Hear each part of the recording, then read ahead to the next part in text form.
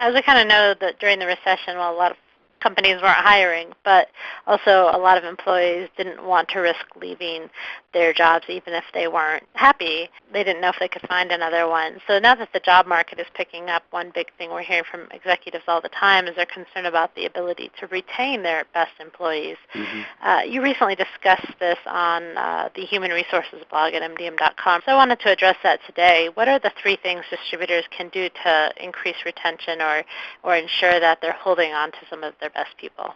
There's actually a lot of things that you can do. The first thing, you ought to know who you want to retain, right? So have a clear picture of the kind of employee, the kind of style, the kind of person you're looking for, the kind of skill set that you want to retain. So that's step 1. Step 2 is really understand who the people are who fit that. Every company has A performers and B performers and C performers, and you need them all. And everybody doesn't have to be an A performer.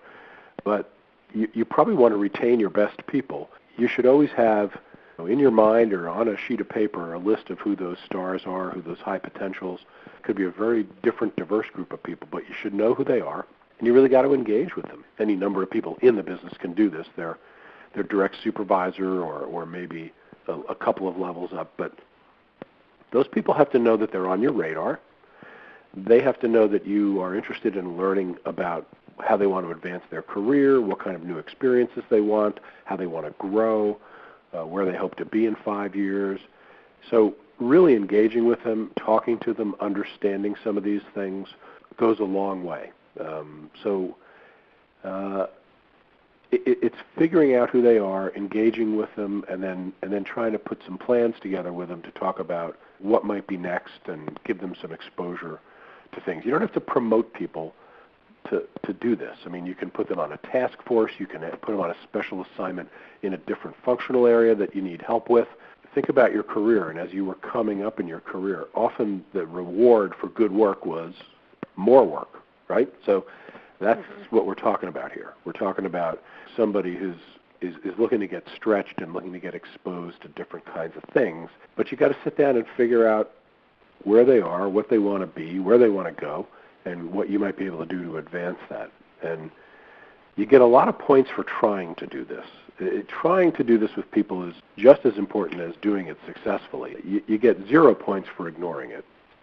But if people at least think you're paying attention, they know they're on your radar, even if they don't get exactly what they want, you'd be surprised how helpful it is in keeping them engaged. Kind of related to that, John, as an executive search firm, I would assume that you come across a lot of candidates who are leaving their jobs for particular reasons. And are there some common themes that you hear that kind of distributors can learn from when they're thinking about this retention question? There's no doubt that, during the worst of the downturn, people were just not moving. Even if they were dissatisfied to some degree with the company they were with or the role they were in, there's just too much uncertainty and too much risk associated with leaving. I do think that has changed. I think probably halfway through last year, or most of 2011, we saw a lot more movement. So, essentially, people, if they're unhappy, or they feel like they're underutilized, or they think that they're underpaid, or they are tired of doing 1.5 jobs or 2 jobs, and they're going to move on now.